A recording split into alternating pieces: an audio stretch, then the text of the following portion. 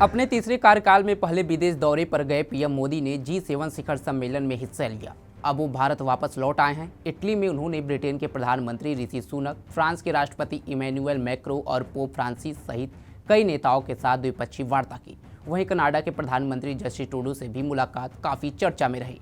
हालांकि इन सब के अलावा इस सम्मेलन की एक फैमिली फोटो काफ़ी चर्चाओं में आ गई है, जिससे साफ जाहिर होता है कि G7 का सदस्य न होते हुए भी भारत का दबदबा कायम है। नमस्कार, आप देख रहे हैं पंजाबकेसरी.com। मैं सत्येंद्र शर्मा। दरअसल प्रधानमंत्री मोदी G7 शिखर सम्मेलन में पहुंचे। इटली की प्रधानमंत्री जॉर्जिया मेलोनी ने उनका गर्मजोशी से स्वागत किया। भारत ने G7 शिखर सम्मेलन में आउटरीच राष्ट्र के रूप में भाग लिया। दुनिया भर के नेताओं ने शुक्रवार रात G7 शिखर सम्मेलन के आउटरीच राष्ट्र सत्र में एक फैमिली तस्वीर खिंचवाई। पीएम मोदी ने सोशल मीडिया पर यह तस्वीर साझा की। उन्होंने लिखा, इटली में G7 शिखर सम्मेलन में विश्व नेताओं के साथ। पीएम मोदी के इस तस्वीर साझा करते ही सोशल मीडिया पर वायरल हो गई। लोग जमकर चर्चा कर रहे हैं। इस तस्वीर में पीएम मोदी मंच पर बीचों बीच खड़े हुए दिखाई दिए, जबकि इटली की प्रधानमंत्री मेलोनी खुद नीचे वाली लाइन में खड़ी थी। यहाँ तक कि अमेरिकी के राष्ट्रपति जो बाइडन भी नीचे खड़े हुए नजर आए। उनके साथ अन्य देशों के प्रमुख भी दाएं बाएं खड़े दिखे। जैसे ही ये तस्वीर सामने आई, लोगों की इस पर काफी प्रतिक्रिया भी सामने आने लगी। तस्वीर पर प्रतिक्रिया देते हुए एक यूजर ने लिखा, खूबसूरत मोदी जी, आपकी आज यह तस्वीर देखकर प्रत्येक भारतीय का सीना गर्व से चौड़ा हो जाएगा। वास्तव में 140 करोड़ भारतवासियों ने एक नायाब हीरा चुना है। एक अन्य यूजर ने लिखा, भारत बिना सदस्य बने G7 देशों में शामिल हो गया है और दुनिया के सबसे बड़े समूह के बीच में यह एक गौरव का पल है। एक और यूजर ने कहा, विश्व गुरु भारत। वहीं अनूप नाम के एक यूजर ने कहा कि जलने वाले और जलेंगे इस फोटो को देखकर। एक यूजर ने लिखा, इस तस्वीर में हमारे प्रधानमंत्री मोदी जी की जगह पर गौर फरमाइए। ये दुनिया में भारत की स्थिति को दर्शाता है। केंद्र बिंदु है भारत।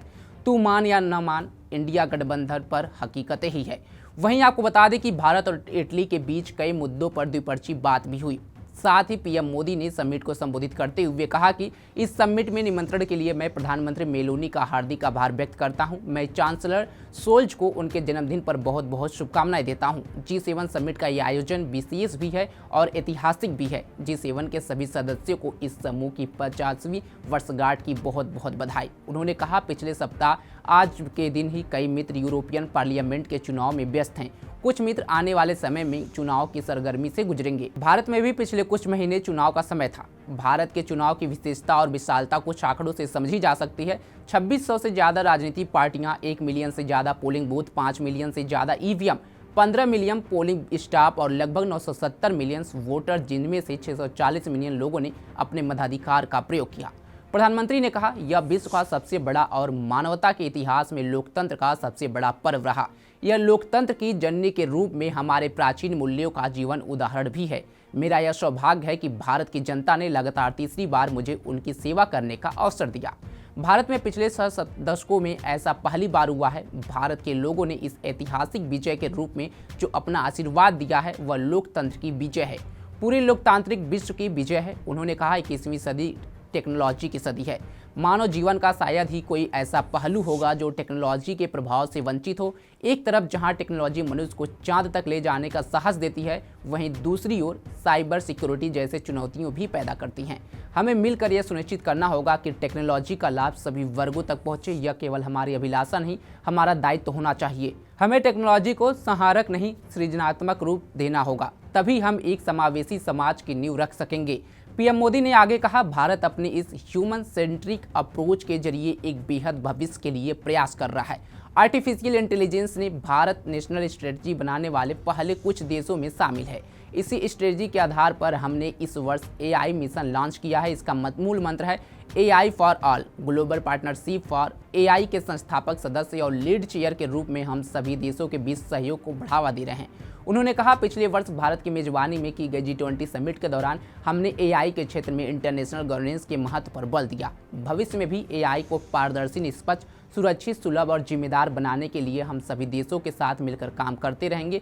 वहीं आपको बता दें कि जब पीएम मोदी जैसे ही इटली पहुंचे, इटली की पीएम जॉर्जिया मेलोनी ने नमस्ते से उनका स्वागत किया था, जो काफ़ी भारत में वायरल हुआ था और काफ़ी चर्चा का विषय बना था। उसके बाद से आज पीएम मोदी के भारत आने के बाद से जॉर्जिया मेलोनी ने एक और वीडियो शेयर किया, जिस पर भारत में जमकर इसको बयानबाजी की जा रही है और काफ़ी ये भारत में वायरल हो रहा है। और उसने उन्हें कैप्शन में लिखा, hello friend melody hashtag Giorgia Meloni ने किया है और वीडियो में भी कहा है कि hello from the melody team. और इस पे आपकी क्या राय है? पीएम मोदी के इटली दौरे को आप कैसे देखते हैं और मेलोडी की प्रतिक्रिया पर आप क्या देखते हैं? कमेंट बॉक्स में हमें जरूर बताएं।